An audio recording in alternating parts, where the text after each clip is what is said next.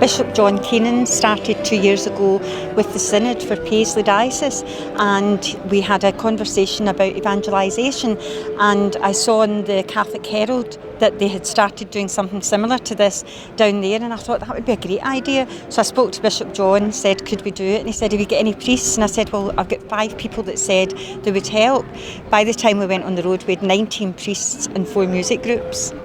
So we've had the bus here, as you know, and just parking it in town squares, town centres, beside the Asdas, places where people go to in their everyday lives. And it's been here, it's been a big joyful sign. There's been the volunteers outside going out to engage people with giving them the good news of the gospel, invite them to come in maybe for a cup of tea, maybe just for a chat, but also saying that confession's available. And to be honest with you, probably it's been the confessions that most people have come to, and the confessions I had, people hadn't been for 10, 15, 20 years, so it's been just a really joyful experience of the church getting out, being with the people and giving them a taste of God's mercy. So the Mercy Bus is a response to Pope Francis's call to go out to the peripheries, as it were, to offer that opportunity for people to encounter Christ. So the Mercy Bus is here in front of the Royal Concert Hall from 11 till 3 today, offering the opportunity for people to come to the Sacrament of Confession, or if they wish just to have a conversation with the priest to encounter Christ and the sacraments is what we hope, but also just for that chance to speak about him and for them to encounter him. That's our idea. That was my experience as well, those coming for either just for a chat or else for confession. Some of the people coming for confessions had been away from the church for a long time. Other people just wanted to come in for a chat, which was absolutely, totally acceptable as well. You know, come on board, talk about anything. Some people had questions about some of the church's teachings and things like that, which we're more than happy to engage with them and explain the teachings and things. So it's been a really productive, worthwhile experience, I would say, certainly over the course of the week. And I believe in all the places that stopped, that there's been good crowds in all the places we've stopped. In the name of the Father, and of the Son, and of the Holy Spirit. Amen. Peace be with you. Good afternoon, everyone. And welcome aboard the Mercy Bus. The glory of the stars, the beauty of the earth. And gave it to his disciples, saying, take this, all of you, and eat of it, for this is my body, which will be given up for you.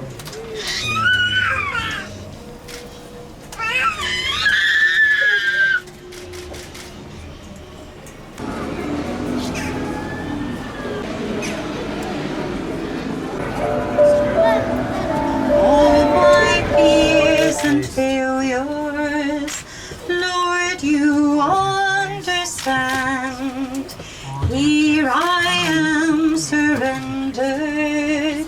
Take me as I am. The Lord be with you. And with your spirit. God bless you and keep you, the Father, and the Son, and the Holy Spirit. Amen. Go and announce the gospel of the Lord. Thanks be to God.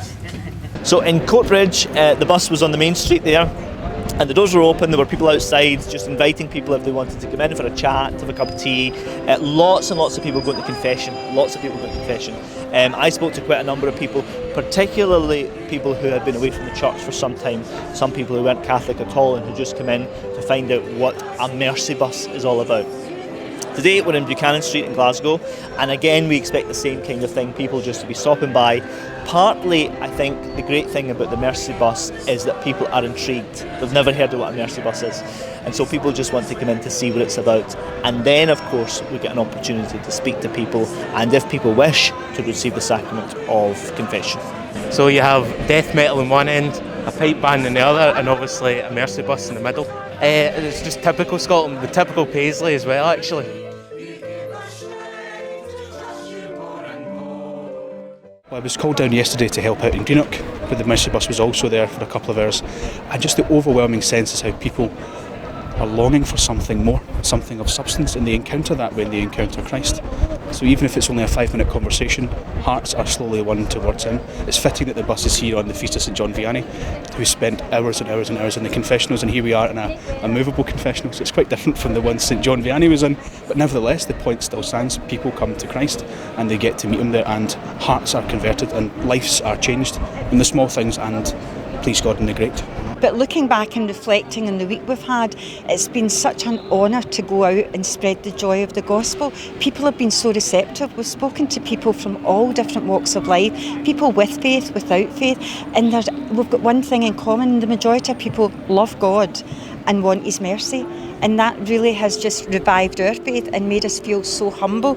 It's just so good. It's just wonderful to share that joy with God. There's been over 200 people come onto the bus. We've given away 1,000 miraculous medals, 1,000 Divine Mercy chaplets. So what I feel we've done today is, once we have the pinnacle of the Holy Mass celebrating together as a family, then we've sown all these seeds and we leave the rest to the Holy Spirit.